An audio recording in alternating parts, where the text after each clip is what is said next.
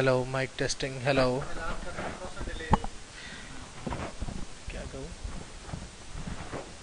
مومنین، تھوڑی دیر تک انشاءاللہ لیکچر کا آغاز ہوگا. سبھی چند لمحوں میں علامہ صاحب حاضر ہو جائیں گے. انٹرنیٹ کے آڈینس سے بھی معذرت جو کہ 20 منٹ سے انتظار کر رہے ہیں. انشاءاللہ کچھ دیر میں ہی لیکچر کا آغاز ہو جائے گا. آواز بلند صلوات.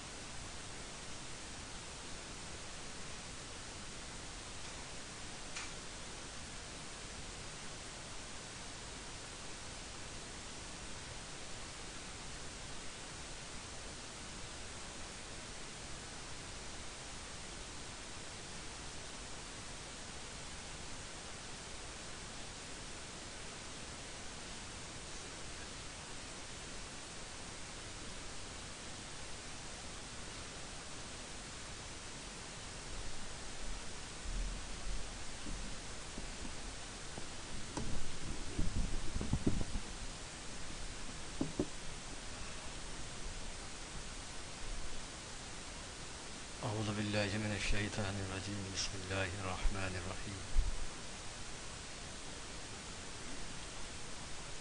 والسلام على من اتبع الهدى. اللهم صل على محمد وعلى محمد. 5 روزہ لیکچرز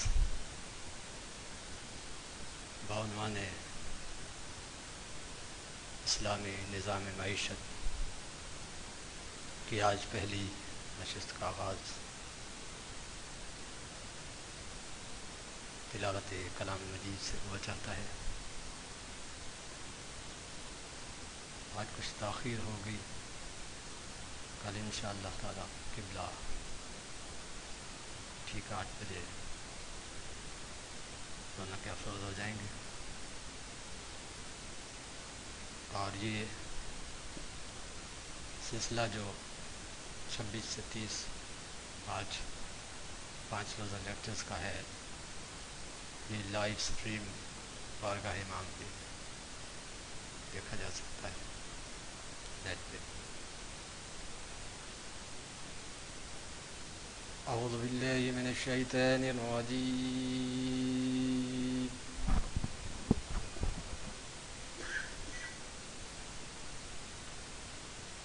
بسم اللہ الرحمن الرحیم.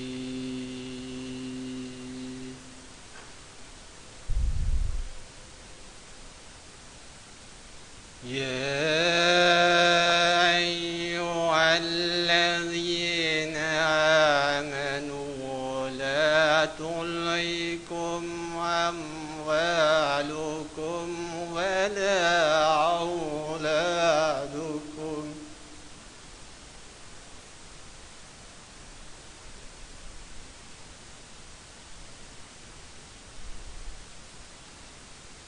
بسم اللہ الرحمن الرحیم.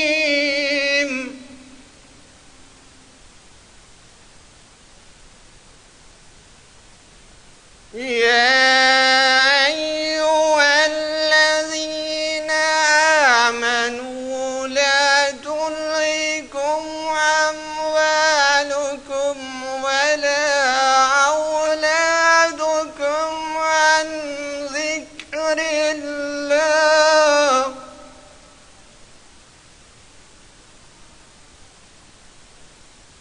ومن يفعل ذلك فأولئك هم الخاسرون.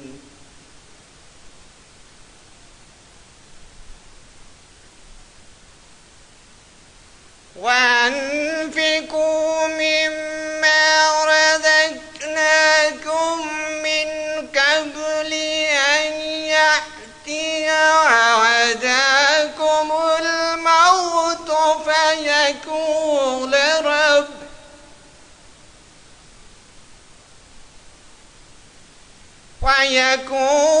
رب لولا أخرتني إلى عجل قريب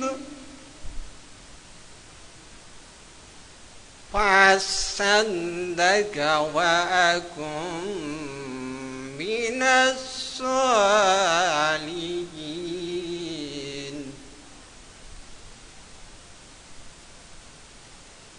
ولن يؤخر الله نفسا إذا جاء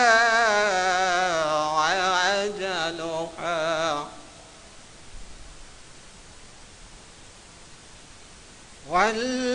والله خبير بما تعملون.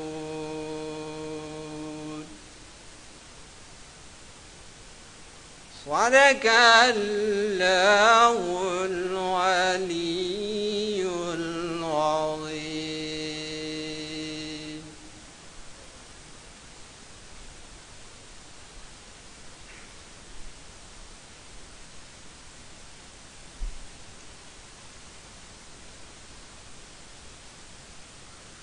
چند اشعار قبلہ ادیب رضوی کے آخری سماعتوں کی نظر کرتا ہوں۔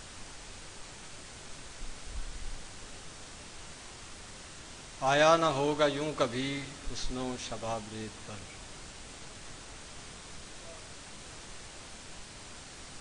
آیا نہ ہوگا یوں کبھی حسن و شباب ریت پر،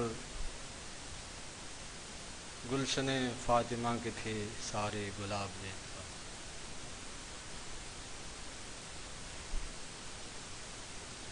گلشن فاطمہ کے تھے سارے گلاب ریت پر،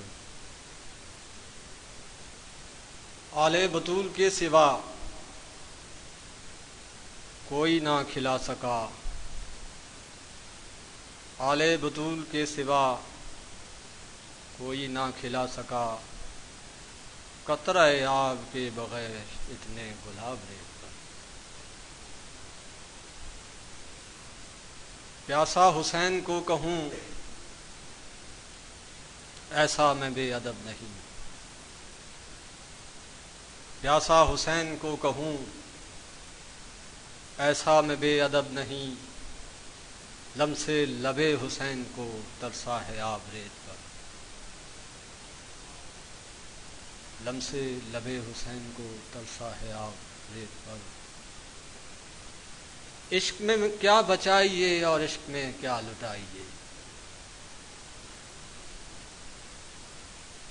عشق میں کیا بچائیے اور عشق میں کیا لٹائیے، آل نبی نے لکھ دیے سارے جواب ریت پر،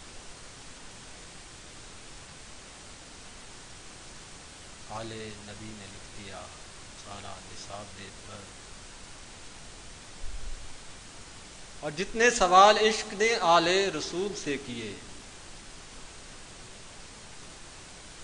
جتنے سوال عشق نے آل رسول سے کیے، ایک ایک کے بعد لکھ دیے سارے جواب، ایک ایک کے بعد لکھ دیے سارے جواب ریت پر،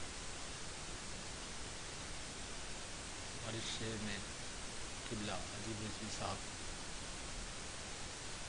تو یوں کہوں گا کہ 1.25 انبیاء کی محنتوں کو مد نظر رکھتے ہوئے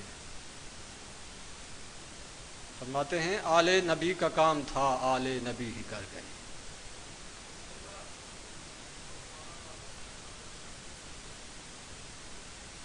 آل نبی کا کام تھا آل نبی ہی کر گئے، کوئی نہ لکھ سکا کبھی ایسی کتاب نہیں، کوئی نہ لکھ سکا کبھی ایسی کتاب نہیں پر،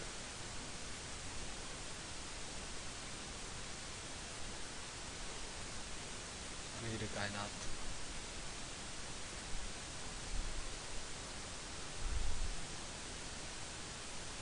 تو اہل ہی نہیں تجھے سوغات کیا ملے،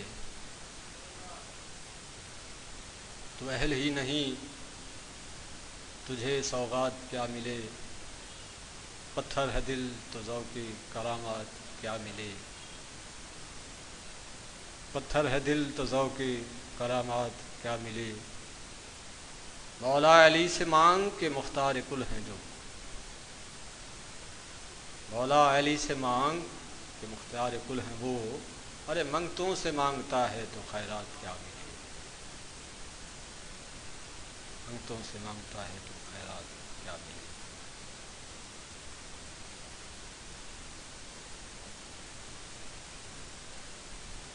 5 روزہ لیکچرز بعنوان اسلامی نظام معیشت کی پہلی نشست کا آغاز ہوا چاہتا ہے۔ میں نہایت ہی ادب و احترام سے ملتمس ہوں جناب پروفیسر علامہ عمران عباس ظہری مرکزی اللہ تعالی سے تشریف لیں۔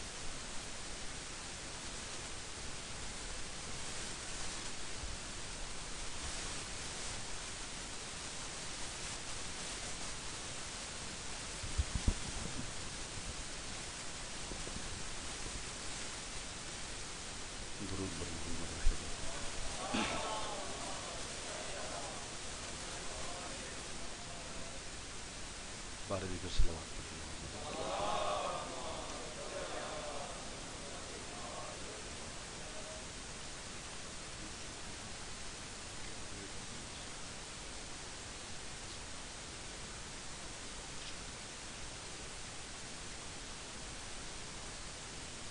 اعوذ باللہ من الشیطان الرجیم، بسم اللہ الرحمن الرحیم۔ بار دیگر صلوات پڑھیں محمد و آل محمد۔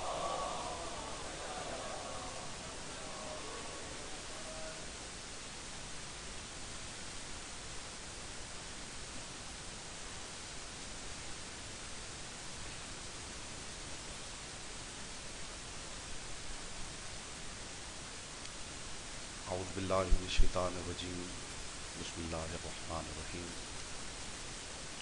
اہم یقسمون رحمت ربک نحن قسمنا بینہم معیشتہم فی الحیاۃ الدنیا ورفعنا بعضهم فوق بعض درجات لیتخذ بعضهم بعضا سخریا ورحمت ربک خیر مما یجمعون۔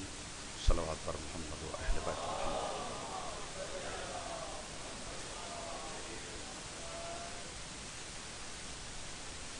ارشاد حضرت احدیت ہے کہ کیا یہ لوگ اللہ کی رحمت کو تقسیم کریں گے؟ نحن قسمنا بینہم معیشتہم فی الحیاۃ الدنیا، یہ ہم ہی ہیں جو تمہارے درمیان تمہاری معیشت کو دنیا کی زندگی میں تقسیم کرتے ہیں۔ ورفعنا فوق بعضهم بعضا درجات، اور ہم نے بعض کو بعض پر درجات میں فضیلت عطا کی ہے۔ لیتخذ بعضهم بعضا سخریا، اور یہ فضیلت ہم نے اس لیے عطا کی ہے تاکہ تم میں سے بعض لوگوں کو اپنا خدمت گزار بنائیں۔ ورحمت ربک خیر مما یجمعون، اور جو کچھ تم اکٹھا کرتے ہو اس سے تمہارے رب کی رحمت بہت بہتر ہے۔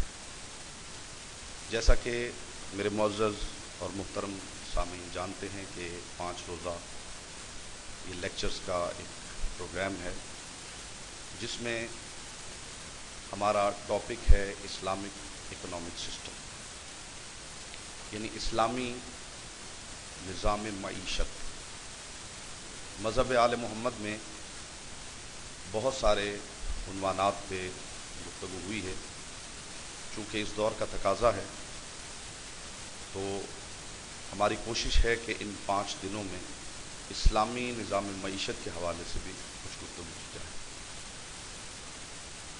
اس میں ابتدا میں ہم بات کریں گے نظام معیشت اور اسلامی نظام معیشت، لیکن آج کی حد تک جو گفتگو ہے اس میں ہم فلسفی ڈسکس کریں گے کہ اسلامی نظام معیشت کے پیچھے فلسفہ کیا ہے۔ اس کے لیے آپ کے سامنے کچھ سلائیڈز بھی ہیں اور میں ساتھ ساتھ کوشش کروں گا کہ آپ سلائیڈز کو بھی دیکھتے رہیں اور ان کی ایکسپلینیشن سماعت کرتے رہیں۔ نظام معیشت کے حوالے سے چونکہ گفتگو ہے تو ہمیں پہلے سمجھنا ہے کہ معیشت کیا ہے، اور پھر سمجھنا ہے کہ نظام کیا ہے، اور یہ بھی سمجھنا ہے کہ اسلام کیا ہے۔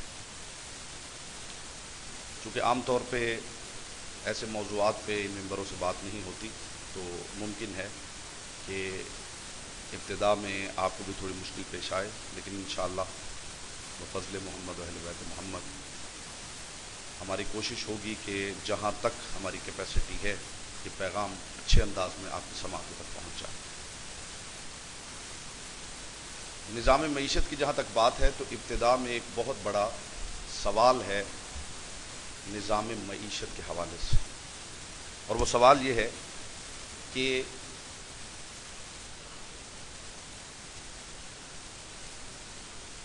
کیا اسلام کے پاس کوئی نظام معیشت ہے بھی یا نہیں؟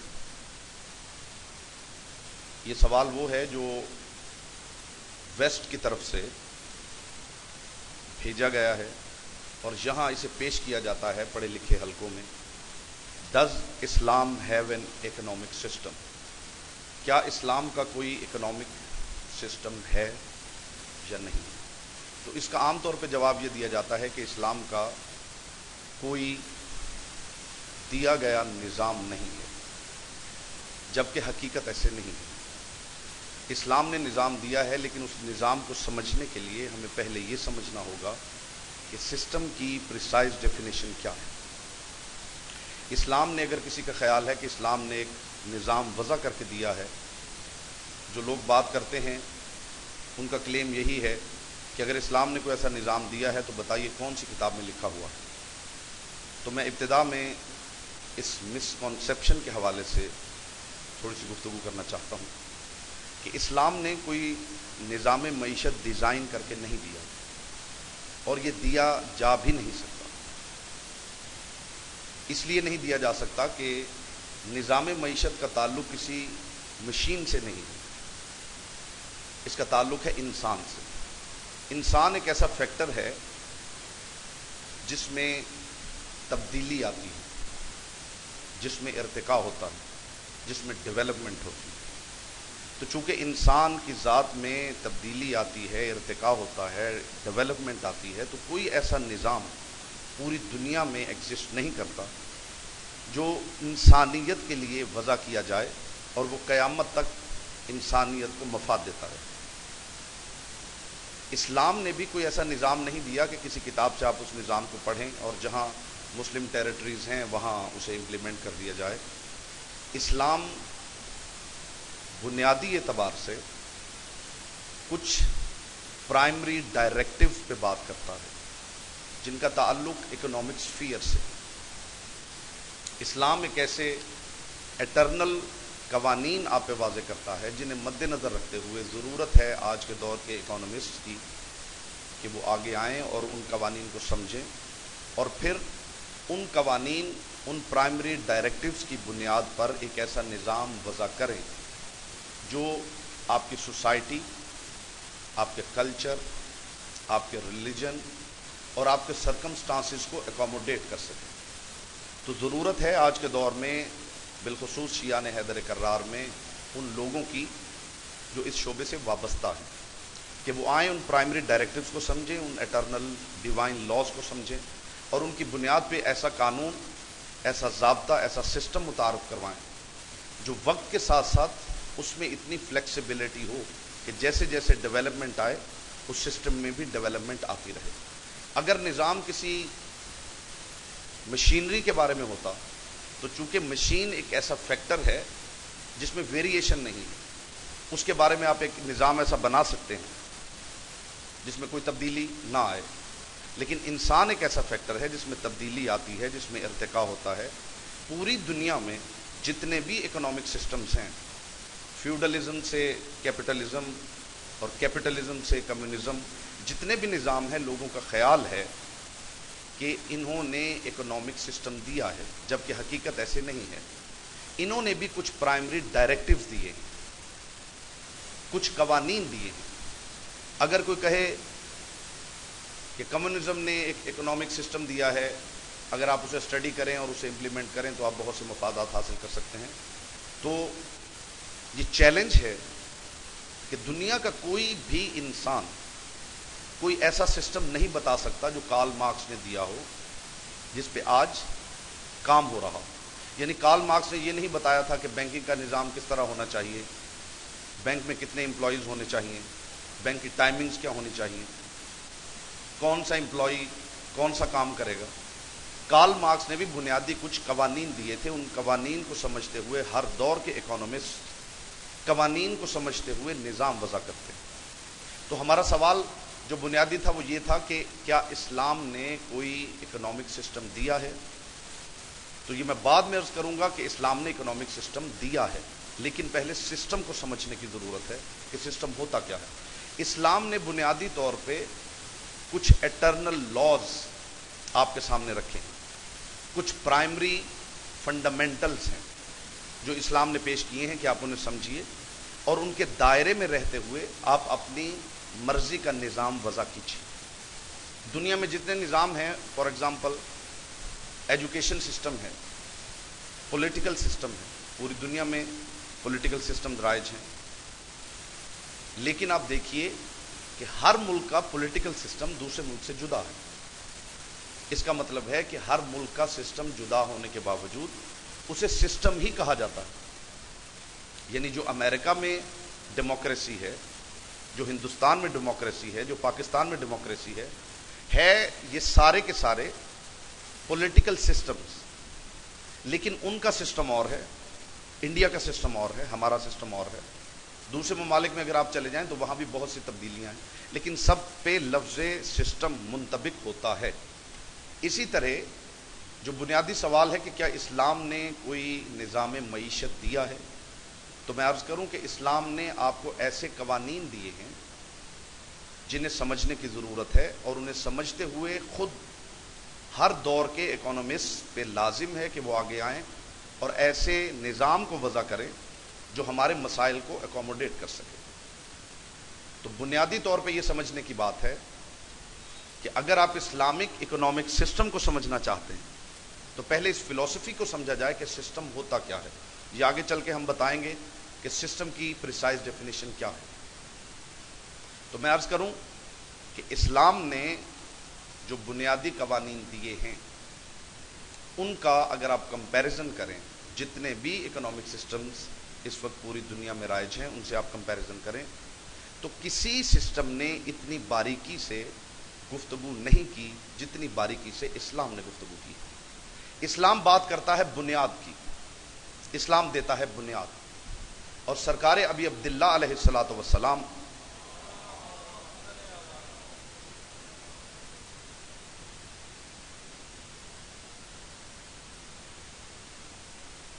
سرکار ابی عبداللہ علیہ السلام نے، ہمارے مسلک کی بڑی معتبر کتاب ہے وسائل الشیعہ، اس میں سرکار ابی عبداللہ علیہ السلام کا فرمان ہے جو ایک بہت بڑا ضابطہ ہے ہر دور کے لیے نظام وضع کرنے کا، اور وہ یہ ہے، سرکار ابی عبداللہ علیہ السلام نے فرمایا انما علینا ان نلقی علیکم الاصول وعلیکم ان تفرعوا، اور یہی مفہوم مختلف الفاظ کے ساتھ سرکار علی رضا علیہ السلام نے بھی بیان کیا ہے۔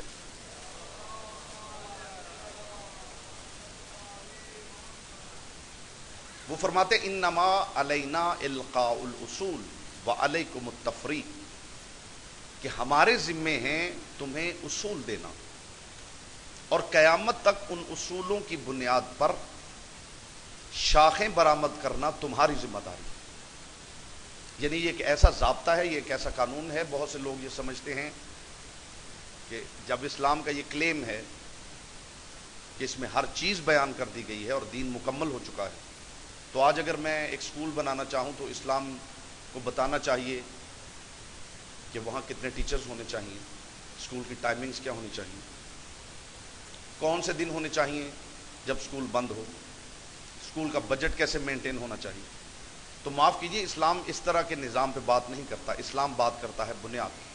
اور اسی کے حوالے سے میں نے آپ کو فرمان سنایا ہے، امام نے فرمایا انما علینا ان نلقی علیکم الاصول، ہماری ذمہ داری ہے تمہیں جڑ فراہم کرنا اور اپنے زمانے کے مروجہ علوم سے آبیاری کرنے کے بعد اس سے شاخیں برآمد کرنا، یہ تمہاری ذمہ داری ہے۔ اس کا مطلب ہے کہ اکنامک سسٹم کے حوالے سے، نظام معیشت کے حوالے سے ہمیں سمجھنا ہوگا کہ اسلام نے اور بالخصوص مسلک آل محمد نے وہ کون سے بنیادی قوانین دیے ہیں جن کی بنیاد پر ہم اپنے دور میں ایسا نظام وضع کر سکتے ہیں جو ہماری کلچرل، سوشل، ریلیجس نیڈز کو اکوموڈیٹ کر سکتا ہے۔ تو ابتدا میں چونکہ ہمارا ٹاپک ہے اسلامک اکنامک سسٹم، تو یہ تین چیزیں ہیں، اسلام، اکنامکس اور سسٹم۔ تو میں چاہتا ہوں کہ تینوں کو الگ الگ ڈیفائن کیا جائے تاکہ اگلی گفتگو آسان ہو جائے۔ اسلام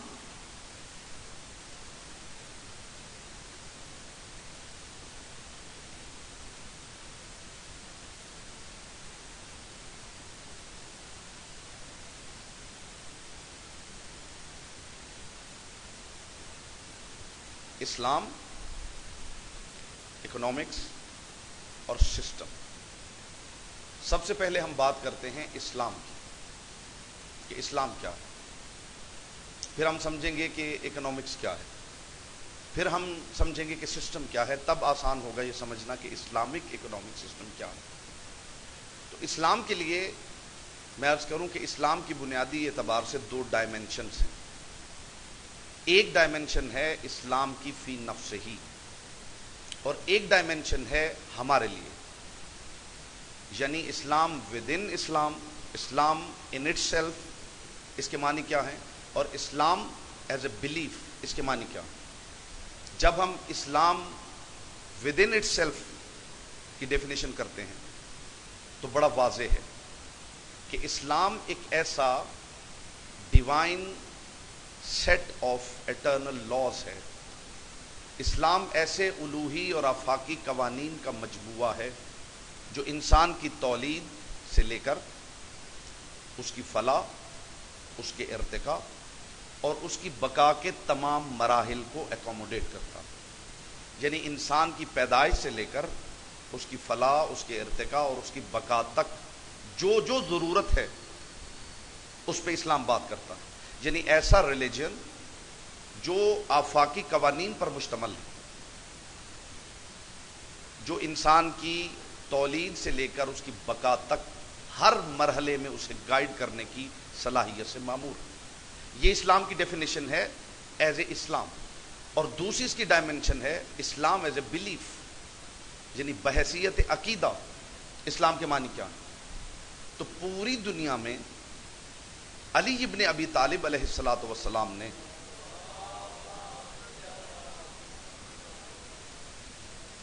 جیسے اسلام کو ڈیفائن کیا ہے، مجھے کہیں کسی کتاب میں نہیں ملا کہ علی ابن ابی طالب نے ویسے تو جتنے کام کیے ہیں وہ نہ پہلے کسی نے کیے ہیں نہ بعد میں کسی نے کیے ہیں، لیکن اسلام کی تعریف کرتے ہوئے علی ابن ابی طالب کا یہ جملہ کتابوں میں موجود ہے. علی ابن ابی طالب نے فرمایا کہ میں اسلام کی وہ ڈیفینیشن دینے والا ہوں جو نہ مجھ سے پہلے کسی نے دی ہے اور نہ کوئی قیامت تک دے سکتا. اور وہ کیا ہے؟ علی ابن ابی طالب نے فرمایا ان الاسلام هو التسلیم والتسلیم هو التصدیق والتصدیق هو الاقرار والاقرار هو العمل والعمل هو الادا. علی نے فرمایا کہ اسلام کا مطلب ہے تسلیم کرنا، مان لینا. تسلیم کا مطلب ہے تصدیق کرنا، تصدیق کا مطلب ہے اقرار کرنا، اقرار کا مطلب ہے عمل کرنا، اور عمل کے معنی ہے عمل کو ادا کر دینا. دیکھیے کیسی پریسائز ڈیفینیشن ہے، یعنی کسی کو مانتے ہوئے اس عقیدے کو عمل میں ڈھال کے ادا کر دینے کا نام اسلام. یہ ہے اسلام ایز اے بلیف. یعنی آپ کو اپنی خواہشات اس کی بارگاہ میں پیش کرنا ہے جس کے پاس سوورینٹی ہے، جو لارڈ آف دی لارڈز ہے، جو آقاؤں کا آقا ہے، اس کے سامنے آپ نے سر تسلیم خم کرنا. یہ ہے اسلام. اور اسلام کوئی ایسی چیز نہیں ہے جو مکہ میں اتری ہے. قرآن یہ کہتا ہے ان الدین عند اللہ الاسلام، دین جب سے ہے وہ اسلام ہی. گویا جناب آدم علیہ السلام کے دور میں بھی اسلام تھا، جناب نوح علیہ السلام کے دور میں بھی اسلام تھا، جناب موسیٰ و عیسیٰ علیہ السلام کے دور میں بھی اسلام ہی. لیکن کیسی کمال کی بات ہے کہ جب جناب نوح نے کہا ہوگا کہ دین اسلام ہے تو کسی نے تو پوچھا ہوگا کہ اسلام کے معنی کیا ہے. یہ کمال ہے خانوادہ آل محمد کا کہ جناب نوح نے بھی بتایا کہ اسلام کیا ہے، جناب موسیٰ و عیسیٰ نے بھی بتایا اسلام کیا ہے. اس کے باوجود علی ابن ابی طالب کہہ رہے ہیں کہ جو اسلام کی تعریف میں نے کی ہے نہ مجھ سے پہلے کسی نے کی ہے، نہ کوئی قیامت تک کر سکتا. تو اسلام ایک ایسا ضابطہ حیات ہے جو آفاقی قوانین پر مشتمل ہے، انسان کی پیدائش سے لے کر اس کی بقا تک کے تمام مراحل کو ایکوموڈیٹ کرنے پر، اور بحیثیت بلیف اسلام نام ہے سر تسلیم خم کر دینے. اب اسلام کی ڈیفینیشن اگر واضح ہو گئی ہو تو ہم چلتے ہیں اور سمجھتے ہیں کہ اکنامکس کیا ہے. بنیادی اعتبار سے اکنامکس ایک سوشل سائنس ہے. ایک سماجی سائنس ہے، اور یہ سماجی سائنس جو ہے یہ تجزیہ کرتی ہے انسانی ضرورتوں کا۔ جب تک اکنامکس کو نہ سمجھا جائے ہمارا سبجیکٹ تشنا رہے گا۔ اکنامکس ایک ایسا سبجیکٹ ہے، ایک ایسی سوشل سائنس ہے جس کا کام ہے تجزیہ کرنا۔ کس کا تجزیہ؟ انسانی ضرورتوں کا۔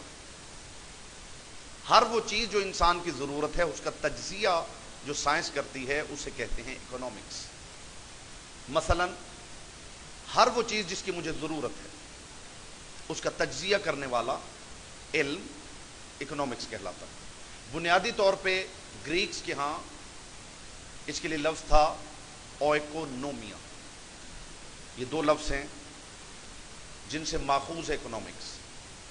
اوئیکو کو معنی ہے ہاؤس اور نوموس کے معنی ہے مینجمنٹ، یعنی اکنامکس کے معنی ہے مینجمنٹ آف ہاؤس ہولڈ۔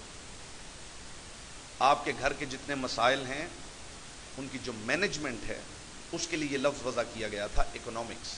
لیکن جیسے جیسے ارتقاء ہوا پھر یہ لفظ پھیلتا گیا اور ایک وسیع تر علم کا روپ دھار لیا اس نے۔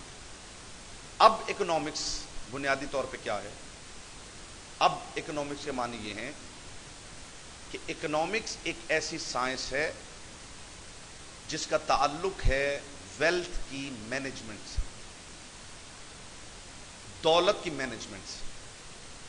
دولت کیا ہے؟ دولت صرف روپیہ نہیں ہے، ہر وہ چیز جس کی آپ کی زندگی میں کوئی قیمت ہے وہ ویلتھ ہے۔ مثلا لباس ہے تو وہ ویلتھ ہے، پھل ہیں تو وہ ویلتھ ہے، حتیٰ کہ اگر کسی کو کوئی فکر ہے تو وہ بھی ویلتھ ہے اگر اس کی آپ کے ہاں کوئی قیمت ہے۔ یعنی ہر وہ چیز جس کی آپ کے ہاں کوئی قیمت ہے وہ ویلتھ ہے۔ اور اکنامکس ڈیل کرتی ہے production of the wealth, exchange of the wealth, distribution of the wealth اور کنزمپشن آف دی ویلتھ۔ یعنی ویلتھ کیسے پروڈیوس ہوگی، ویلتھ کا تبادلہ کیسے ہوگا، ویلتھ تقسیم کیسے ہوگی اور ویلتھ استعمال کیسے ہوگا۔ یعنی اس کا تعلق ہے مینجمنٹ سے، ویلتھ کی مینجمنٹ سے، تولید یعنی اس کی پروڈکشن، ایکسچینج یعنی تبادلہ، ڈسٹریبیوشن یعنی تقسیم اور کنزمپشن یعنی استعمال۔ تو تولید سے لے کر یعنی اس کی پروڈکشن سے لے کے استعمال تک ویلتھ کی مکمل مینجمنٹ کا جو علم ہے اسے کہتے ہیں اکنامکس۔ اب اسلام کی ڈیفینیشن بھی آپ کے سامنے آ چکی ہے اور اکنامکس کی بھی، اور اب ہم سمجھنے کی کوشش کرتے ہیں کہ سسٹم کیا ہوتا ہے، کیونکہ یہ مسکنسیپشن ہے اسلامک اکنامک سسٹم کے حوالے سے کہ اسلام نے کوئی سسٹم نہیں دیا۔ تو ہم پہلے یہ دیکھتے ہیں کہ سسٹم ہوتا کیا ہے۔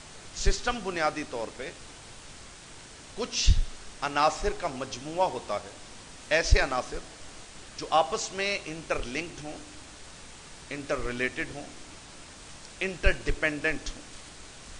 عناصر کا ایسا مجموعہ جو ایک دوسرے کے ساتھ جن کا ربط ہو، جو ایک دوسرے کے مرہون منت ہوں، اور جتنے عناصر ہوں ہر عنصر کا دوسرے عنصر سے واضح تعلق ہو، اور ان عناصر کو اکٹھا اس لیے کیا جاتا ہے تاکہ ان سے کوئی مفاد حاصل کیا جائے۔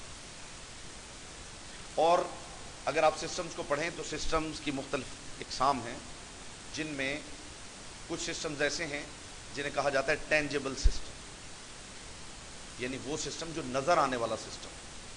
جیسے اگر کوئی فرض کریں آپ کسی مشین کو بنیاد بنا کے بات کریں تو مشین کے اندر ایک پورا مکینیکل سسٹم ہے، وہ ایسا سسٹم ہے جو آپ کو نظر آ رہا ہے، لیکن جس سسٹم کی ہم بات کرتے ہیں یہ بظاہر نظر نہیں آتا، اسے کہتے ہیں ایبسٹریکٹ سسٹم۔ ایسا سسٹم جس کا تعلق افکار سے ہے، جس کا تعلق فکر سے۔ تو بنیادی طور پہ سسٹم دو قسم کا ہے، ایک وہ جو ٹینجیبل فارم میں آپ کے سامنے ہوتا ہے، اور ایک وہ جو ٹینجیبل فارم میں نہیں بلکہ اس کا تعلق آپ کے افکار سے ہے، آپ کے بلیف سے۔ اچھا، جس سسٹم کی ہم بات کر رہے ہیں اس کی پھر آگے دو قسمیں ہیں۔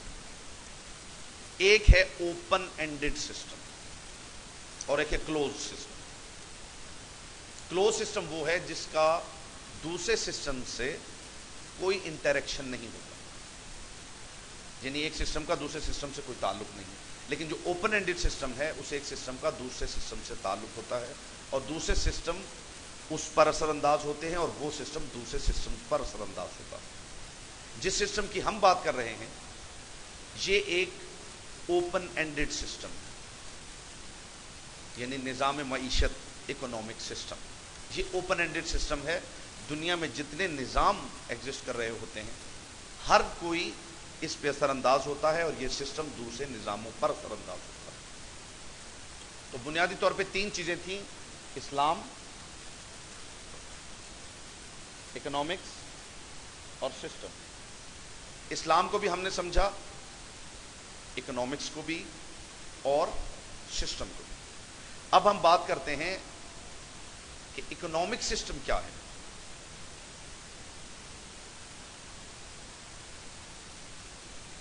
جیسے میں نے عرض کیا کہ اکنامک سسٹم مینجمنٹ ہے ویلتھ کی، production of the wealth, distribution of the wealth, exchange of the wealth and consumption of the wealth. یعنی ویلتھ کیسے پروڈیوس ہوگی، ویلتھ کیسے ایکسچینج ہوگی، ویلتھ کیسے تقسیم ہوگی یعنی ڈسٹریبیوٹ ہوگی، اور ویلتھ کو آپ کنزیوم کیسے کریں گے، ویلتھ کو استعمال کیسے کریں گے. اب یہاں یہ بات آتی ہے کہ جو لوگ یہ کہتے ہیں کہ اسلام کے پاس کوئی اکنامک سسٹم نہیں ہے. اب دنیا میں جتنے بھی سسٹمز ایگزسٹ کر رہے ہیں آپ ان کا مطالعہ کیجئے اور کمپیریٹیو اسٹڈی کیجئے تو آپ کے سامنے واضح ہو جائے گا.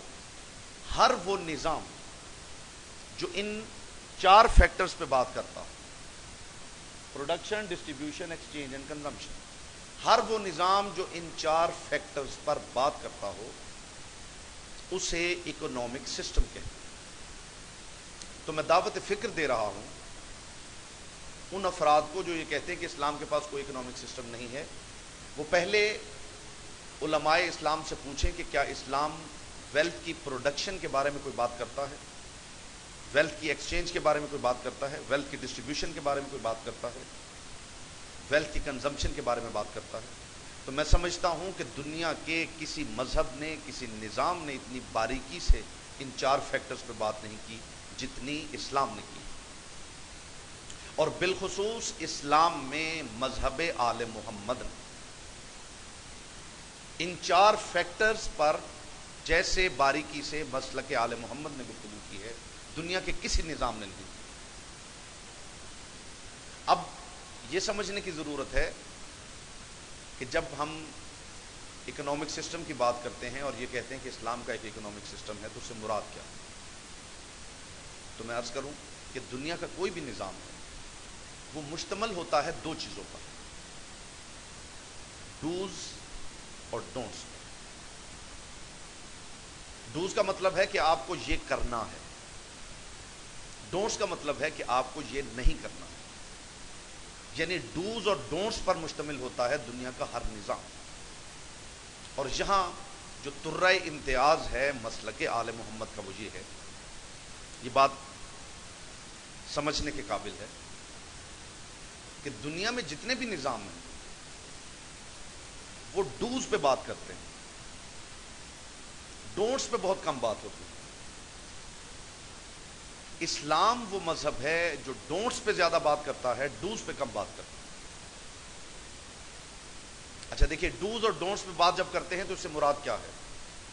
ہر وہ نظام، ہر وہ سسٹم جو ڈوز پہ فوکس کرے وہ ایسا نظام ہے جو جامد ہے، اور وہ نظام جو ڈونٹس پہ زیادہ بات کرے، ڈوز پہ کم بات کرے، وہ نظام فلیکسیبل ہے.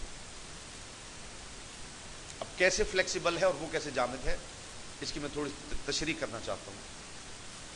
جب آپ کسی آرگنائزیشن میں ڈوز کی ایک فہرست بناتے ہیں کہ آپ کو یہ کرنا ہے، یہ کرنا ہے، یہ کرنا ہے، یہ کرنا ہے، اور ڈونٹس نہیں بتاتے تو وہ نظام جامد ہے.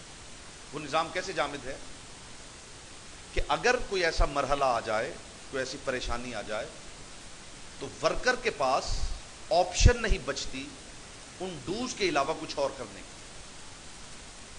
मसलन फ़र्ज़ कीजिए आप एक स्कूल चला रहे हैं, आप टीचर्स की एक मीटिंग बुलवाते हैं और उन्हें डूज़ की एक फहरिस्त देते हैं कि आपने यूँ तालीम देनी है, इतने बजे आप क्लासरूम में जाएंगे, इतने बजे आप क्लासरूम से निकलेंगे, लेक्चर के टाइमिंग्स ये होंगे, फ़लाँ दिन आप छुट्टी करेंगे, फ़लाँ दिन आप स्कूल आएंगे। फ़र्ज़ कीजिए आपने डूज़ की एक लंबी फहरिस्त दे दी। अब फ़र्ज़ कीजिए कोई ऐसे सर्कमस्टांसेस होते हैं जिनमें उन डूज़ से हट कर कुछ करने की ज़रूरत है, तो चूंकि आपने डूज़ वज़ा किए हैं तो आपका सबऑर्डिनेट उन डूज़ के अलावा कुछ नहीं कर सकता।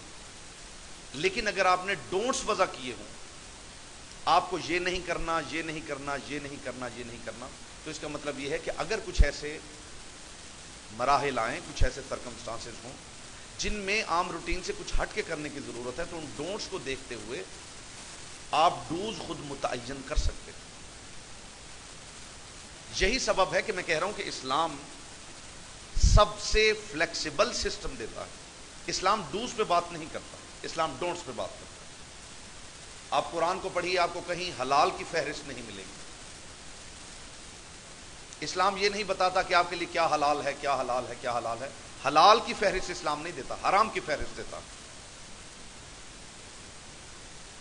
इस्लाम हराम की फहरिस्त देता है, डोंट्स की फहरिस्त देता है।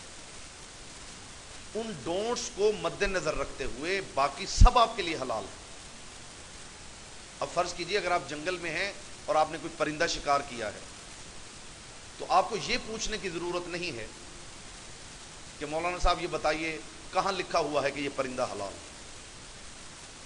हलाल के बारे में पूछने की जरूरत नहीं, हराम के बारे में पूछने की जरूरत। यानी इस्लाम आपको एक इतना फ्लेक्सिबल निजाम देता है जिसमें इस्लाम के डोंट्स को मद्देनजर रखते हुए आप डूज खुद मुतय्यन कर सकते हैं। अब फर्ज कीजिए आज के दौर में अगर कोई ये कहे कि इस्लाम कहता है कि ये एक जामे और मुकम्मल दीन है, तो मुझे बताइए कि इस्लाम में ये इस तरह प्रेजेंटेशन देना कहाँ लिखा हुआ है? तो माफ़ कीजिए, कोई ऐसी किताब नहीं जिसमें मैं आपको खोल के दिखा सकूं कि ये देखिए फुला मासूम ने फरमाया था कि प्रेजेंटेशन इस तरह देते हैं। यानी आपको कुछ करने के लिए उसका जवाब तलाश नहीं करना, आपको डूज नहीं देखने, आपको डोंट्स देखने। हमें यह देखना है कि इस्लाम ने इस तरीक़ाकार को कहीं मना तो नहीं किया। अगर नहीं किया तो उन डोंट्स को मद्देनजर रखते हुए जो आपके जी में आता है आप कीजिए। देखिए कितना फ्लेक्सिबल निज़ाम है। इस्लाम ने डोंट्स पे बात की, ये हराम है, ये हराम है, ये हराम है, ये आपने नहीं करना। डूज भी इस्लाम ने बताए हैं, ये नहीं कि इस्लाम ने डूज नहीं बताए, लेकिन उनकी तादाद बहुत कम है। इस्लाम ने डोंट्स पे फोकस किया। और आप जानते हैं कि वो निज़ाम जो सिर्फ डोंट्स पे मुश्तमल हो वो कितना मुश्किल निज़ाम है। अगर दुनिया इस्लाम की फिलॉसफी को समझे तो पता चले कि ये कैसा एटर्नल रिलीजन है। डोंट्स की बुनियाद पे कोई निज़ाम वज़ा करना बहुत मुश्किल है, बल्कि नामुमकिन है। मैं इसकी आपको मिसाल देता हूँ। फ़र्ज़ करें आप घर से बाहर जाते हैं और कुछ बच्चे हैं जिन्हें घर में रहना है। आप बच्चों के लिए डोंट्स की एक फहरिस्त बनाते हैं और उसे दीवार पर चश्मा करते हैं। आपने दरवाज़ा खोल के बाहर नहीं जाना, अगर कोई बाहर से आ जाए तो आपने उसे अंदर नहीं बुलाना, आपने छत पे नहीं जाना, आपने बिजली की किसी इंस्टॉलेशन को हाथ नहीं लगाना, आपने घर में आग नहीं जलाना। फ़र्ज़ कीजिए आपने डोंट्स की फहरिस्त बनाई। देखिए डोंट्स की बुनियाद पे निज़ाम वज़ा करना कितना मुश्किल है, बल्कि नामुमकिन है। आपने डोंट्स की एक फहरिस्त बना दी, आप चले गए। जब आप वापस आए तो आपने देखा कि बच्चों ने बहुत से नुकसान किए, जबकि उनका वो अमल आपके डोंट्स से भी नहीं टकरा रहा। जो जिन चीज़ों से आपने रोका था उनसे तो बच्चे रुके रहे, लेकिन बच्चों ने उन डोंट से बचते हुए खुद ऐसे डूज मुतय्यन कर लिए जो नुकसान देते। और बाद में आपको एहसास हुआ कि हमने इस चीज़ से तो रोका था, लेकिन इस चीज़ से भी रोकना चाहिए। आप दोबारा जब जाते हैं तो डोंट्स की एक और तवील फहरिस्त बनाते हैं। अगली दफ़ा आप आएंगे तो आप देखेंगे कि बच्चों ने डूज की एक और फहरिस्त खुद मुतय्यन कर ली। इसका मतलब है आप क़यामत तक डोंट्स की फहरिस्त बढ़ाते चले जाएं, फिर भी आप उस फहरिस्त की बुनियाद पे बच्चों को ऐसा निज़ाम नहीं दे सकते جو ان کے حق میں نقصان دہ نہ ہو۔ تو میں دنیا کے اسکالر سے ایک بات پوچھنا چاہتا ہوں کہ بچوں کے لیے ایک محدود وقت کے لیے ڈونٹس کی بنیاد پہ نظام نہیں بنایا جا سکتا، تو کیسا ہے وہ ریلیجن جس نے تمام عالم انسانیت کے لیے قیامت تک کے لیے ڈونٹس کی بنیاد پہ پورا نظام وضع کیا ہے؟ یہ ڈونٹس ہیں، ان کو مد نظر رکھیے۔ اور ایک عام تصور ہے ہمارے ہاں، فرض کیجئے کوئی لباس اگر یورپ سے آتا ہے تو کہا جاتا ہے کہ جی یہ ویسٹرن ہے، ہم اسے نہیں پہنیں گے، یہ ویسٹرن ہے۔ اچھا، ہم انگلش نہیں بولیں گے، یہ ویسٹ کی زبان ہے۔ ہم یہ چیز نہیں خریدیں گے، یہ ویسٹ سے امپورٹ ہوئی۔ معاف کیجئے، دنیا میں کچھ ویسٹرن نہیں۔ دیکھیے ذرا اسلام کی فلیکسیبلٹی کو ملاحظہ فرمائیے، کچھ بھی ویسٹرن نہیں ہے۔ فرض کیجئے لباس ہے، کوئی فکر ہے، کوئی لینگویج ہے، کوئی مشین ہے، کچھ بھی ہے، اگر وہ اسلام کے ڈونٹ سے کولائڈ نہیں کرتا تو وہ عین اسلامی ہے۔ فرض کیجئے اگر کوئی لباس امپورٹ کرتے ہیں آپ یورپ سے، تو آپ کو یہ دیکھنے کی ضرورت نہیں کہ کون سی حدیث ہے اس لباس کے بارے میں کہ یہ مجھے پہننا چاہیے یا نہیں۔ دیکھنا یہ ہے کہ اسلام نے اس لباس سے کہیں روکا تو نہیں، اور اگر وہ اسلام کے ڈونٹ سے نہیں ٹکراتا تو وہ عین اسلامی۔ اب مجھے بتائیے کہ ان ڈونٹس نے آپ کو کیسا فلیکسیبل ایک سسٹم دیا ہے کہ آپ کے جو جی میں آیا آپ کیجیے، لیکن آپ کا عمل، آپ کی فکر، آپ کی سوچ، آپ کا کال اسلام کے ڈونٹ سے کولائڈ نہ کرتا۔ تو اکنامک سسٹم میں بھی اسلام نے ڈونٹس دیے۔ اسلام بات کرتا ہے کہ اگر آپ نے ویلتھ کی مینجمنٹ کرنی ہے تو جب مینجمنٹ کرتے ہوئے آپ پروڈکشن آف ویلتھ کے مرحلے سے گزریں گے تو ڈونٹس کون سے ہیں، ان کو مد نظر رکھتے ہوئے، ان ڈونٹ سے بچتے ہوئے جو چاہے وہ پروڈیوس کریں۔ آپ کی مرضی ہے، آپ اپنے حالات کے مطابق، اپنے وسائل کے مطابق، اپنے مسائل کے مطابق جو چاہیں پروڈیوس کریں۔ شرط یہ ہے کہ اسلام کے ڈونٹ سے نہ ڈریں۔ اگر آپ ایکسچینج کر رہے ہیں، ویلتھ ایکسچینج کر رہے ہیں، تو آپ کو ضرورت نہیں ہے کہ آپ گائیڈنس لیں کہ اسلام نے کیا بتایا، کہاں کہاں مجھے دینا چاہیے اور کہاں کہاں ایکسچینج کرنا چاہیے۔ وہاں بھی آپ کو دیکھنے کی ضرورت ہے کہ اسلام نے ایکسچینج کے حوالے سے ڈونٹس کون سے دیے ہیں۔ ان ڈونٹس کو مد نظر رکھتے ہوئے آپ جیسے چاہیں ایکسچینج کریں، جیسے چاہیں ڈسٹریبیوٹ کریں، اور کنزمپشن کے حوالے سے بھی جیسے آپ کا جی چاہے آپ اسے کنزیوم کریں، صرف اسلام کے ڈونٹ سے نہ ٹکراتا۔ اگر یہ بات میں واضح کر چکا ہوں تو ہم آگے بڑھتے ہیں۔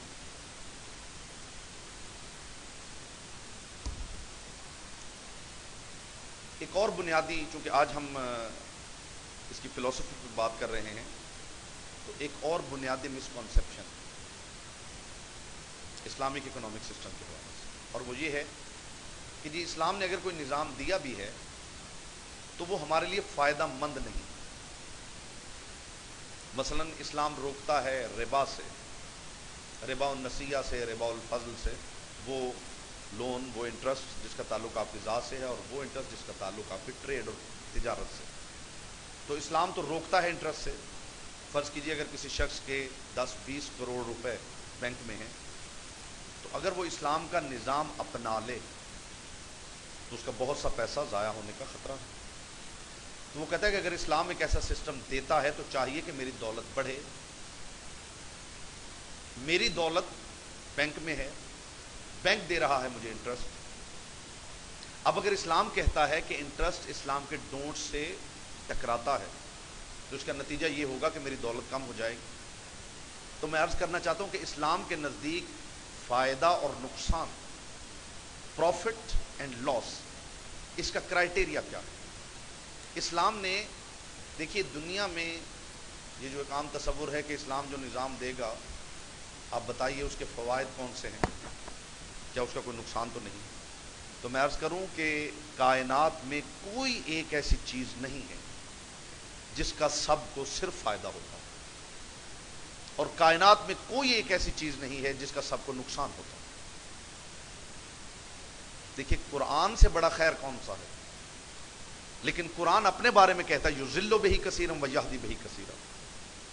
کثیر جو ہیں ان کو فائدہ ہوتا ہے، کثیر اس سے گمراہ ہوتے ہیں. تو کرائٹیریا کیا ہے، بنیاد کیا ہے، کیسے جانچا جائے کہ یہ چیز میرے لیے فائدہ مند ہے یا نقصان دہ؟ تو اگر اسلامک اکنامک سسٹم کو کوئی اڈاپٹ کرتا ہے تو پہلا سوال اس کا یہ ہوتا ہے کہ میری ویلتھ کا کیا بنے گا. اسلام تو سود سے روکتا ہے، اور میری ساری کی ساری ویلتھ بینک میں ہے، تو میری دولت کم ہو جائے گی، مجھے تو نقصان ہو جائے گا. تو اسلام نے ایک کرائٹیریا دیا ہے، اس کرائٹیریا کو سمجھنے کی ضرورت ہے. اور وہ کرائٹیریا خدا نے بیان کیا ہے سورہ بقرہ میں. یسألونک عن الخمر والمیسر، کہ میرا حبیب یہ آپ سے سوال کرتے ہیں انٹاکسیکینٹس کے بارے میں اور گیمبلنگ کے بارے میں، یعنی نشاور چیزیں اور گیم آف چانس، جوا اور شراب. فیہما اسم کبیر، تو میرے حبیب نے بتا دیجئے کہ ان دونوں چیزوں میں بہت بڑا نقصان ہے. ومنافع للناس، اور ان دونوں چیزوں میں انسانوں کا فائدہ بھی ہے. اچھا دیکھیے، قرآن شراب اور جوئے کی بات کر رہا ہے اور قرآن کہہ رہا ہے کہ اس میں انسانوں کا فائدہ بھی ہے. اچھا نقصان بھی ہے اور فائدہ بھی ہے، تو پھر کرائٹیریا کیا ہے؟ آگے خدا نے کرائٹیریا بیان کیا ہے، اسمہما اکبر من نفعہما. فائدہ تو ہے لیکن ان کا نقصان ان کے فائدے سے زیادہ.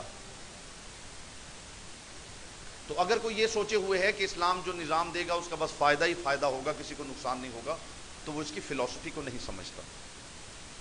عین ممکن ہے، فرض کیجئے جو شخص رابری کرتا ہے، کسی کا مال لوٹتا ہے، جس کا لوٹتا ہے اسے تو نقصان ہوتا ہے، اور جس کی جیب میں پیسہ آتا ہے اسے فائدہ ہوتا ہے. اسے تو فائدہ ہی ہوتا ہے نا. اسلام اس فائدے کو بھی جانتا ہے اور اس نقصان کو بھی. اسلام یہ کہتا ہے کہ اس کا نقصان اس کے فائدے سے بڑا ہے. اسلام کسی چیز سے اس لیے نہیں روکتا کہ اس کا فائدہ ہو، اس لیے اجازت نہیں دیتا کہ اس کا صرف نقصان ہی نہیں ہے. اسلام آپ کو یہ نہیں کہتا کہ آپ صرف وہ کریں جس کا صرف فائدہ ہو، نقصان کوئی نہ ہو. میں مثال دیتا ہوں، الیکٹریسٹی، آپ کا پورا گھر چلتا ہے بجلی پر. جب فوائد اس کے دیکھ لیجیے اور نقصان بھی دیکھ لیجیے. ہر سال لاتعداد لوگ الیکٹرک شاک سے مرتے ہیں. نقصان تو ہے، فائدہ بھی ہے. اچھا جس کا بیٹا الیکٹرک شاک سے مر گیا ہو، اگر وہ پروٹیسٹ کرے اور کہے کہ اسے ختم کر دینا چاہیے، اس کی وجہ سے میرا بیٹا دنیا سے چلا گیا، تو نقصان تو اس کا ہوا ہے. لیکن یہ دیکھنے کی ضرورت ہے کہ ایک سال میں اگر 1000 افراد الیکٹرک شاک سے مرتے ہیں تو کتنے لاکھ افراد ہیں جنہیں اسی بجلی سے زندگی ملتی ہے. تو آپ اس کے فائدے کو فوکس کریں گے. نقصان تو ہے لیکن فائدہ چونکہ زیادہ ہے، اس لیے آپ اس کی ڈیولپمنٹ کے لیے کام کرتے رہیں گے. تو اسلامک اکنامک سسٹم کے حوالے سے بھی یہ بات بڑی قابل غور ہے کہ اگر دنیا یہ کہتی ہے کہ اگر یہ سسٹم رائج کر لیا جائے تو فوراً ویلتھ بڑھنی چاہیے، اس کا نقصان نہیں ہونا چاہیے، تو عین ممکن ہے کہ کسی زاویے سے اس کا نقصان ہو. لیکن یہ اسلام اس کا ذمہ دار ہے کہ اگر آپ اسلامک اکنامک سسٹم کے مطابق چلیں گے تو آپ کا فائدہ آپ کے نقصان سے بہت زیادہ ہوگا. یہ ہے اس کی بنیادی فلسفی. یعنی قرآن نے کہا کہ شراب اور جوا حرام ہیں، اس کی وجہ یہ نہیں کہ ان کا فائدہ ہی نہیں ہے، فائدہ تو ہے، نقصان فائدے سے زیادہ. تو اسلامک اکنامک سسٹم کے حوالے سے جب ہم بات کرتے ہیں تو جو اہم ترین زاویہ ہے وہ یہ ہے، اس وقت ہماری ساری اکانومی وہ ہے امریکہ کے ہاتھ. جتنی ویلتھ ہے اس کی مینجمنٹ جوز کرتے ہیں، اور ہم مجبور ایک ایسے سسٹم میں پھنسے ہوئے ہیں جس کی مینجمنٹ ہمارے پاس نہیں. تو کیا کیا جائے؟ لوگ کہتے ہیں کہ اگر اسلامی نظام اقتصاد کو رائج کیا جائے تو ساری اکانومی بیٹھ جائے گی۔ 1985 سے ایران نے اپنے بینکس میں انٹرسٹ کو ممنوع کرا دیا۔ ہم آخری دن انشاءاللہ انٹرسٹ پہ بات کریں گے۔ 1985 سے ایران کے جتنے بینکس ہیں وہ بلا سود بینکاری کر رہے ہیں، اور آپ کمپیریزن کر کے دیکھ لیجئے، وہ بھی کمپیریٹو اسٹڈی میں آپ کو دکھاؤں گا کہ ایران کی معیشت اور امریکہ کی معیشت میں فرق کیا ہے۔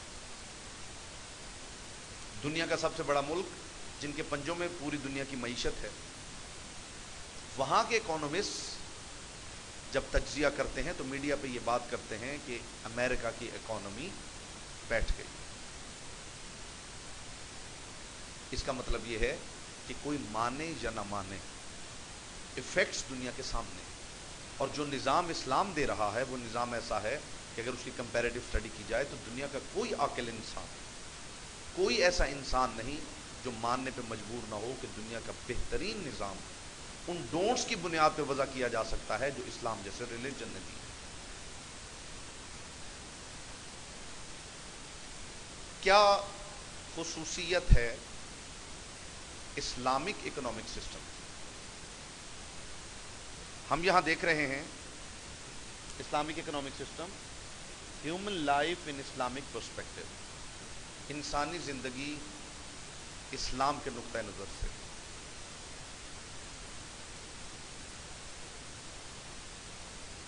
اس میں بنیادی اعتبار سے یہ آپ درمیان میں دیکھیں، توحید، عدل، نبوت، امامت اور قیامت،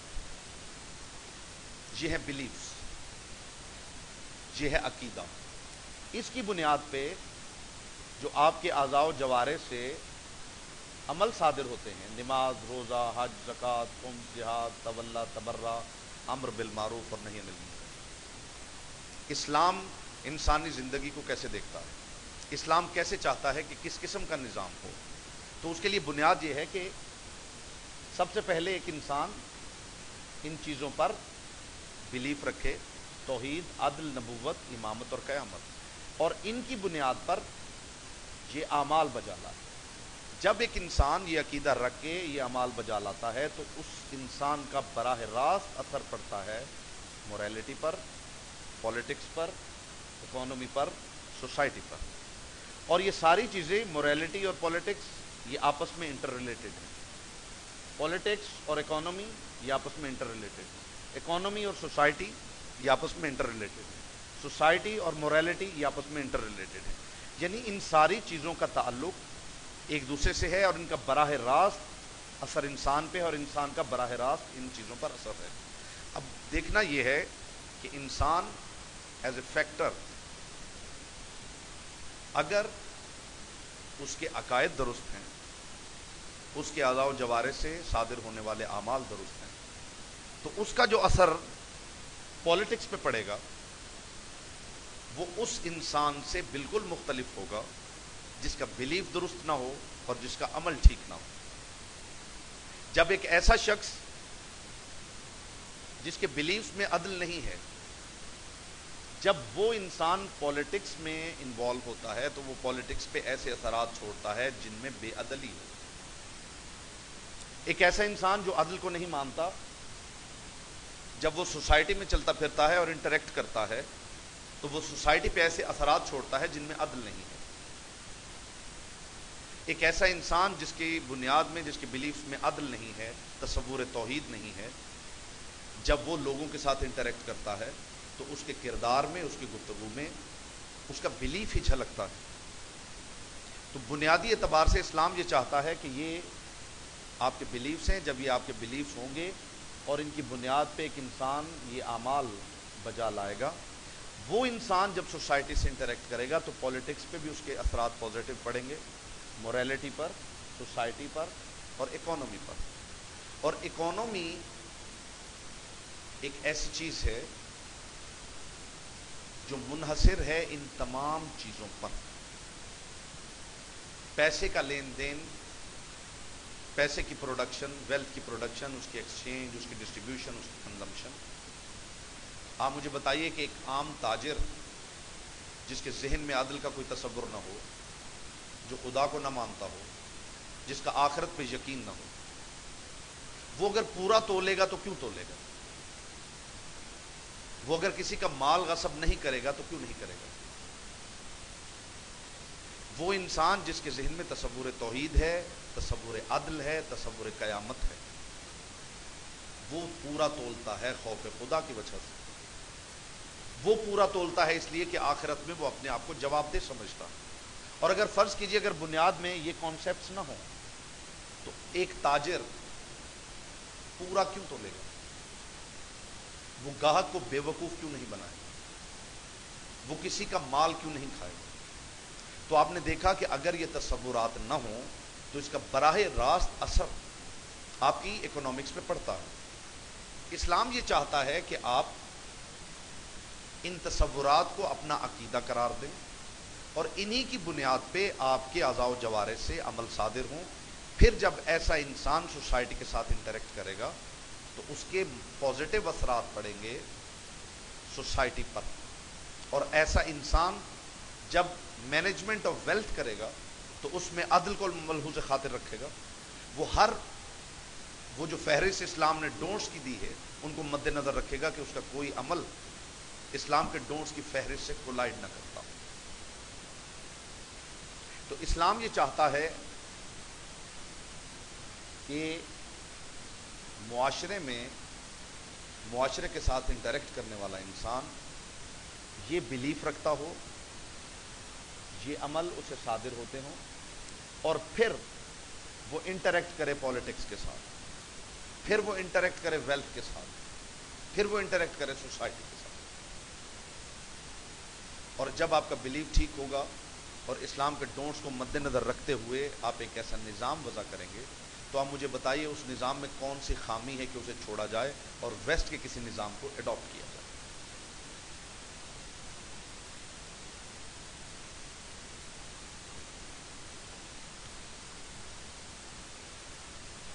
آگے ہم بات کر رہے ہیں پروڈکشن. جیسے میں نے بتایا کہ اسلام کے اور آج کی حد تک یہی بات منتج ہوگی. کل انشاءاللہ اس کی تھوڑا سا خلاصہ بھی میں عرض کروں گا اور آگے بات بڑھے گی. اکنامکس ڈیل کرتی ہے ویلتھ کی مینجمنٹ، یعنی ویلتھ پروڈیوس کیسے ہوگی، ایکسچینج کیسے ہوگی، ڈسٹریبیوٹ کیسے ہوگی اور کنزیوم کیسے ہوگی. اچھا، جب ہم پروڈکشن کی بات کرتے ہیں تو جو لوگ کہتے ہیں کہ اسلام کے پاس کوئی اکنامک سسٹم نہیں ہے، وہ پہلے دیکھیں کہ اسلام نے پروڈکشن آف دا ویلتھ اس کے حوالے سے کوئی ڈونٹس دیے ہیں یا نہیں. اسلام کہتا ہے کہ آپ ویلتھ کو پروڈیوس کریں لیکن ڈونٹس کی یہ فہرست ہے. پہلی کہ اس میں انٹرسٹ پروہیبٹڈ، آپ جو چاہیں پروڈیوس کریں لیکن وہ بلا سود ہونا چاہیے. اسلام منع کرتا ہے برائبری، رشوت لینا، رشوت دینا. اسلام کہتا ہے آپ ویلتھ جنریٹ کریں، ویلتھ پروڈیوس کریں لیکن اس میں برائبری نہ ہو. اسلام منع کرتا ہے یتیموں کے مال کو کھانے سے. اچھا، اب ان ڈونٹس کو آپ مد نظر رکھ کے اس کے بعد آپ جیسے بھی چاہیں ویلتھ کو پروڈیوس کریں، اسلام کو کوئی اعتراض نہیں. Interest, bribery, property of orphans. اس کے بعد آگے چلیں. اسلام کہتا ہے کہ آپ کی ٹریڈ میں آپ جو بھی تجارت کرتے ہیں اس کا تعلق انٹاکسیکینٹس سے نہ ہو. آپ کی تجارت وائن کی تجارت نہ ہو. آپ نشہ آور چیزیں پروڈیوس مت کریں. اچھا دیکھیے، اب اس کو آپ گنتے چلے جائیے. Interest, bribery, property of orphans, intoxicants. پھر اسلام منع کرتا ہے جب آپ ویلتھ کی پروڈکشن کی بات کرتے ہیں، اسلام کہتا ہے کہ گیمبلنگ نہیں ہونی چاہیے. آپ دولت بنائیں لیکن اس میں جوئے کا پیسہ نہیں ہونا چاہیے. ایسا پیسہ نہیں ہونا چاہیے جس میں آپ کی ذاتی ایفرٹ شامل نہ ہو. ایسا پیسہ نہیں ہونا چاہیے جس میں آپ کی ذاتی ایفرٹ اور رسک انوالو نہ ہو، یعنی گیمبلنگ. اچھا، اسلام منع کرتا ہے کہ تھیفٹ نہ ہو، رابری نہ ہو. دیکھیے یہ اسلام پروڈکشن آف ویلتھ کی بات کر رہا ہے کہ جب آپ ویلتھ پروڈیوس کرتے ہیں تو آپ نے کون سے ڈونٹس ہیں جن کو مد نظر رکھنا ہے. آپ کی production in don't say collide نہ کرتی ہو تو جو چاہیں آپ پروڈیوس کریں، اسلام کو کوئی اعتراض نہیں. اس میں رابری نہ ہو، اس میں ہولڈنگ آف اسینشل گڈز نہ ہو، یعنی وہ چیزیں جو انسانیت کے لیے ضروری ہیں آپ ان کی ذخیرہ اندوزی نہ کریں. امبیزلمنٹ نہ ہو، آپ کوئی چیز بیچیں یا خریدیں اس میں فراڈ کا فیکٹر نہ ہو، کسی کو بے وقوف بنا کے آپ کوئی چیز مت بیچیں. اسلام اس سے روکتا ہے. اسلام کہتا ہے کہ آپ کی جو ویئنگ ہے، میئرمنٹس ہیں، وہ پوری ہونی چاہیے. اگر آپ کے سامنے اسلام کے یہ ڈونٹس موجود ہیں تو آپ ویلتھ کو پروڈیوس کیجیے جو ان ڈونٹس سے کولائڈ نہ کرتے.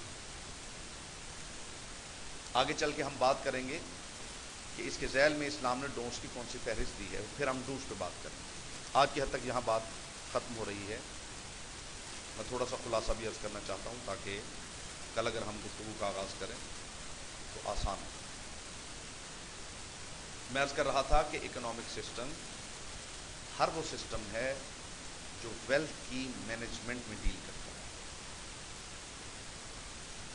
مثلا ویلتھ پروڈیوس کیسے ہوگی، یعنی تولید دولت.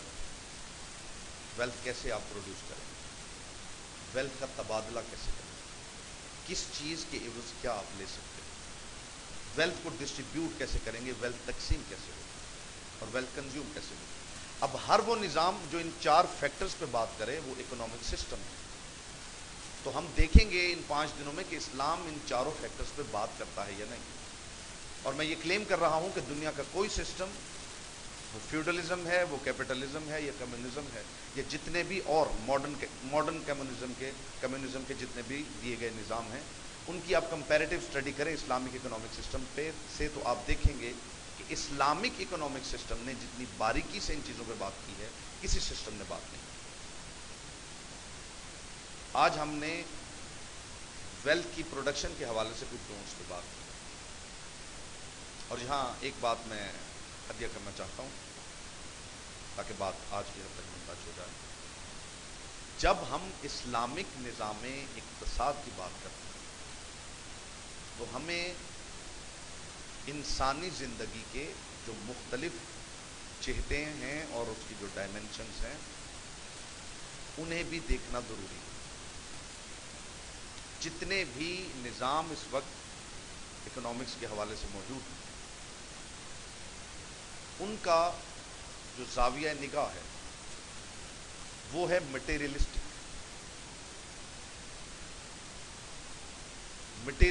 Concept of life. اسلام کے پاس ہے مورل کانسیپٹ آف لائف، یعنی جتنے نظام ہیں وہ انسان کو ایک حیوان کی صورت میں دیکھتے ہیں کہ انسان کی جتنی بھی ضروریات ہیں، اس کی فزیکل نیڈز ہیں، وہ نظام اسے فلفل کر سکتا ہو، اکوموڈیٹ کر سکتا ہو.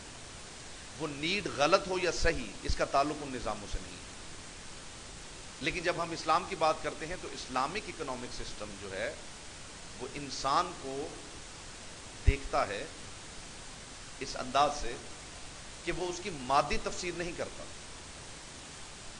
اسلام بات کرتا ہے مورل کانسیپٹ آف لائف کی. اسلام یہ نہیں دیکھتا کہ کس کی کیا ضرورت ہے، اسلام یہ دیکھتا ہے کہ وہ ضرورت جائز ہے یا نہیں.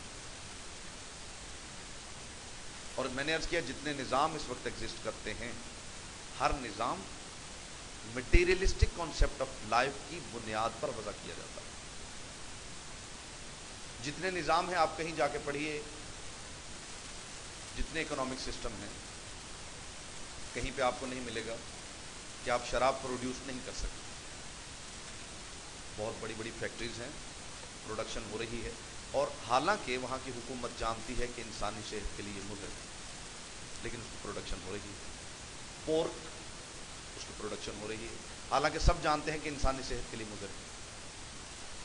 देखिए कैसा अजीब निज़ाम है इस्लाम का दिया गया निज़ाम, इसलिए कि इस निज़ाम को देने वाला कोई इंसान नहीं है। इस निज़ाम को इंट्रोड्यूस करवाने वाला वो है जिसने इंसान को खल्क किया, और सबसे ज्यादा हक उसी को है कि वो बताए कि कौन सा निज़ाम होना चाहिए जो इंसान के लिए फायदामंद है, और उसी का हम तारुफ करवा रहे हैं। और बराह रास्त खुदा ने किसी भी निज़ाम के बारे में, किसी भी कानून को लोगों पर आश्कार नहीं किया। बराह रास्त सबसे बड़ा हक खुदा का यह था कि उसकी इबादत की जाए, लेकिन दुनिया में कोई ऐसा इंसान नहीं जो ये कह सके खुदा ने मुझे बराह रास्त कहा है कि तुम मेरी नमाज पढ़ो। तो उसके लिए खुदा ने अपने कुछ नुमाइंदगान बनाए, वही बताएंगे कि हमारे लिए बेहतर क्या है और नुकसानदेह क्या है। और वही खुदा के नुमाइंदे जिन्होंने हमेशा बताया कि इंसान के लिए क्या बेहतर है और क्या नुकसानदेह है, उन्होंने ही बताया कि इंसानी मईशत उस वक्त इंसान के लिए फायदामंद हो सकती है जब वो उन कवानीन की बुनियाद पर हो जो उस खालिक ने दिए। और मैं ये पूरी जिम्मेदारी के साथ कह रहा हूं कि मसलक आले मोहम्मद, मोहम्मद व अहले बैत मोहम्मद का घराना जैसी एक्सप्लेनेशन इस घराने के दरवाजे से निकली, और जितनी बारीकी से इन फैक्टर्स पे इस घराने ने बात की, दुनिया के किसी निज़ाम ने बात की। कल हम इंशाअल्लाह बात करेंगे कि वेल्थ की प्रोडक्शन है, उसके हवाले से जो डोंट्स मैंने बताए हैं, आले मोहम्मद की निगाह में उन डोंट्स का मयार क्या है, और कुरान वेल्थ की प्रोडक्शन के बारे में क्या बात करता है। यानी सीक्वेंस इस तरह होगा कि कल हम इन चारों फैक्टर्स पे बात करेंगे, प्रोडक्शन, एक्सचेंज, डिस्ट्रीब्यूशन और कंजम्पशन, और उसके बाद हम कंपैरेटिव स्टडी करेंगे जितने भी इकोनॉमिक सिस्टम्स एग्जिस्ट करते हैं और इस्लामिक इकोनॉमिक सिस्टम, और आखिरी 2 दिनों में हम जो सबसे बड़ा मसला है इकोनॉमिक्स का वो है इंटरेस्ट, यानी रिबा। जितनी इकोनॉमी है वो बेस्ड है इंटरेस्ट पे। आखिरी 2 दिनों में हम बात करेंगे इंटरेस्ट के हवाले से कि इस्लाम अगर इसे रोकता है तो इसके क्या क्या नुकसान हैं इंसान की ज़ात पर और बराह रास्त वेल्थ। वमा अलैना इल्लल बलागुल मुबीन।